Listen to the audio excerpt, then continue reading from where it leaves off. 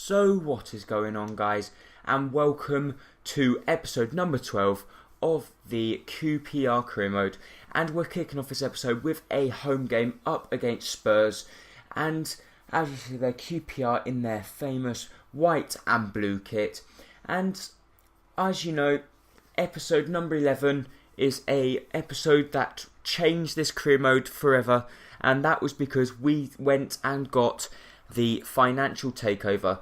But we start off this game here playing Ramirez in the centre striking role, and hopefully he will be able to set a good strike force, and hopefully he will be able to put us on his back and take us and score some very vital goals, which we would be very grateful if they could. But Dawson there from the header does come quite close to scoring, and Tottenham were on the attack once again through Parker. Parker this time plays a lovely ball out to Aaron Lennon, who plays a nice ball into Adebayor, and Adebayor just puts that wide. Thankfully for me, I thought he was going to put that into the back of net, but here a lovely ball is played to Taarabt. Could Taarabt put it into the back of net, keep his composure? Yes, he could. 65 minutes had gone, and Taarabt had put him on his back, or put QPR on his back, and he had gone and scored a very, very vital goal, which could mean crucial for our season, and hopefully it would. And I'll be very looking forward to, well, Taarabt is such an amazing player anyway. But we do then make some substitutions. As you see there, Taarabt did have a little bit of no, it was actually Gaston Ramirez who had a little bit for injury. It might have been Taarabt as well, I can't remember because it was so long ago. But they had such an outrageous shot there from Defoe, but Julio Cesar still had to tip it over to help it on its way. As you see there, we do actually take Taarabt off and bring Mbia on, but nothing really mattered at that stage because the game ended up finishing 1-0 to QPR. And this player was the next player on my list for me to bring in to the squad, and he was the likes of Marco Reus. That's right, he is one of the best strikers in the game, 84 rated and only about 23, and I tried loads of things to try and get him because of the financial takeover. We had the correct amount of money to try and push and buy him, and we decided 19.5 million plus Bobby Zamora, or 18.5 million, sorry, plus Bobby Zamora. But I'm afraid I will tell you he didn't accept it, and you will see what we ended up doing. But before we got confirmation of whether he was going to accept it or not, we did have a game up against Sunderland. And we here, Gaston Ramirez did have a slight injury, but I thought I really want to play him because he hasn't, in the last game he didn't really show up. He didn't do much in the last game, which was his debut, but hopefully he could make an impact in this game and win us the game. But here we play a lovely ball to Ramirez. Ramirez here, with some very good play there, wins us a penalty. And who better to take it than himself, Gaston Ramirez? He steps up, and what a penalty it was. The keeper went the right way, but because it was such a good penalty, it ended up in the back of the net, which put us 1-0 up against Sunderland in the 43rd minute, which we were very happy about, that we managed to go on and score from there, or from the penalty spot. We then, in the 47th minute, went on the attack once again. We played it to Hoylett into the middle of the park to Ramsey to Taarabt to Ramirez to Benzia skipped past one. Unfortunately, Sunderland do then get the ball, but we win the ball back. It comes to Gaston Ramirez. He does very well here to turn the defender, has a shot. Unfortunately, it wasn't that good a shot. Benzia with his left foot there. I couldn't believe that he managed to actually creep in from there, because to me, I didn't think it was going to go in from there. I think he caught the keeper out by surprise because he took the shot so early. And that was 52 minutes had gone, and we were then 2-0 up. Ramsey here then play a lovely ball out to Ramirez. Ramirez cuts inside on his favourite left foot. A wonderful shot into the back of the net. 74 minutes. Gaston Ramirez had got 2 goals on his second game. And I think really the only place I don't really think I need to improve, to be honest, I don't think I need to improve my team at this moment in time. I think the likes of Remy, Hoylett, Ramirez, Marco Reus, if we can get him, would there's not really much we can improve. I think the only way we could improve is if we get a better centre-back. But I'm still very happy with the likes of Okore and Christopher Samba in the centre attack or centre defensive role. I'll get it right in the end. So 4-0 up, Aaron Ramsey scored the last goal there, and we ended up winning 4-0. And I know Adam Pearson probably wouldn't be very happy about that because his team is Sunderland.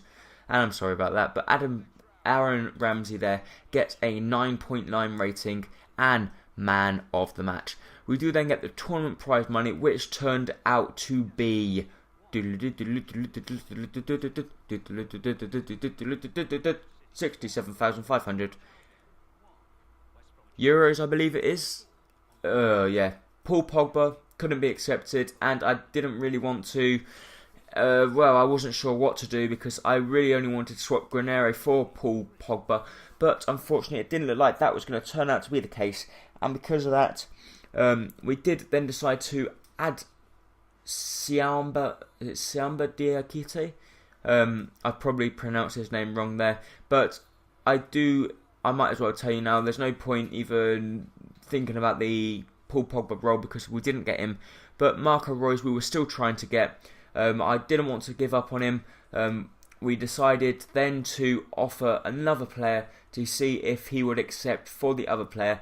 And that other player was going to be the likes of... He is Robert Green. I didn't think he was going to accept it because Robert Green is a goalkeeper, but he was quite a good rated player and one that I wasn't going to be using because I'm not going to be swapping Arrow Trapped or anything for Marco Reus because that's not really going to improve my squad because Marco Reus, don't get me wrong, is an incredible player, but if I start replacing players like Arrow Trapped, it's not really going to improve my team. But as you see here, it wasn't accepted, and I thought, well, just try something stupid and just remove the player and put the bid in. And we went into this last game of this episode here against Aston Villa. And as you see that Loic Remy is actually quite tall. I didn't believe he was that tall, to be honest. He's quite tall in that picture there. And Aston Villa aren't really that good a side, but they do have one player that I really, really do like in their squad, and that is Benteke. But here, Remy here, 6 minutes have gone, cuts back inside on his right foot, shoots, the goalkeeper saves it, it comes back out to Trapped, but they do manage to get the ball clear and it goes out. But they do then go on the attack here through Albrighton, have a good shot, and unfortunately it ends up in the back of the net. I don't believe that was an own goal. I looked at the replay here and it was on target, so it wasn't an own goal, it just went down as an own goal. But it was on aggregate. And they do then have a good effort here from Exogbia, but they hit the crossbar there. And we do then manage to get the ball clear, thankfully. We do then go on the attack once again, but Aaron Ramsey here cuts back inside on his right foot. Absolutely wonderful, wonderful, wonderful, wonderful goal from Aaron Ramsey. The ex-Manchester United. He's not playing for Manchester United. He was the ex-Arsenal player, sorry. I'm getting my teams mixed up here. So... Aaron Ramsey, as you see from the replay, with an absolutely scorching goal there. They do then go on the attack. Benteke, with his amazing strength, puts a lovely ball into Nzogbia, but amazing save from Julio Cesar. But we do then get EA'd there, where I slide tackled my own goalkeeper, and Albrighton then finishes that because he's not going to be missing from there when both my defender and goalkeeper are on the ground. But in the 69th minute here, we do get a chance through Gaston Ramirez. Gaston Ramirez with a very good effort into the back of the net, 71 minutes, and we have pulled it back to 2-2, which we were very, very, very happy about. That we had gotten back onto level terms. And as you can see there, it was on aggregate.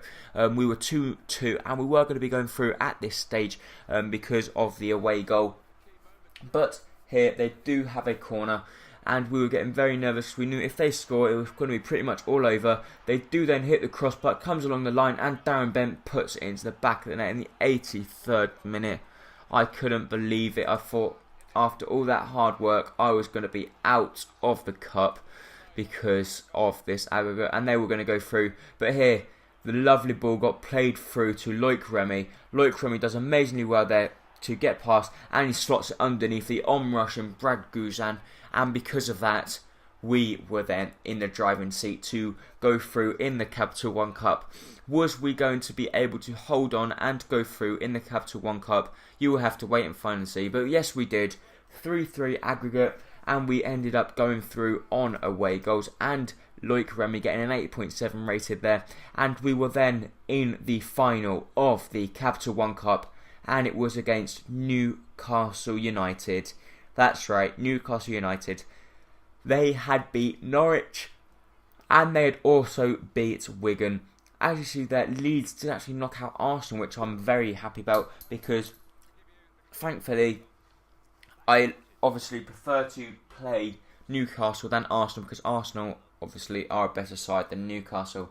But Newcastle do have some very good players like Johan Cabaye and all of them good players, and I'm sorry about my phone just going off there. But we are now getting the transfer offer from Nice, and they don't want to accept, or they didn't go through. But some amazing news here. The transfer offer was accepted from Borussia Dortmund. How the hell could that be accepted for 19.2 million, where I tried offering players and 18.5 million and they wouldn't accept it? And then I removed the player and offered just about $1 million more, and they go and accept it. That just doesn't make sense. It does not make sense whatsoever.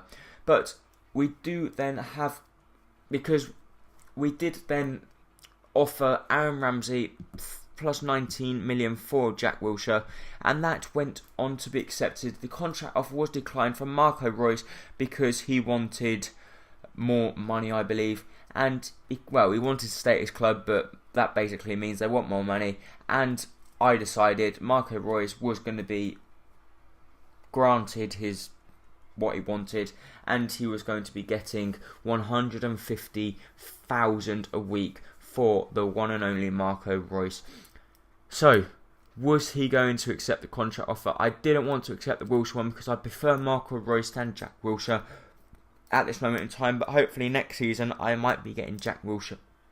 The contract offer was then accepted, but before that we rejected the Cameroon international job, but we went on to accept the contract offer for Marco Reus, and Marco Reus was the latest player to be accepted into the QPR squad. Yep, that's right, he was accepted into QPR squad, and I'm afraid I didn't have enough money to go and accept the Jack Wilshere as well. So we're now coming to the end of this episode. Let me know if you've got any questions, and I will try and answer them in the video. So please don't forget to like, comment and subscribe, and I hope to see you next time on whatever the episode might be. Bye bye.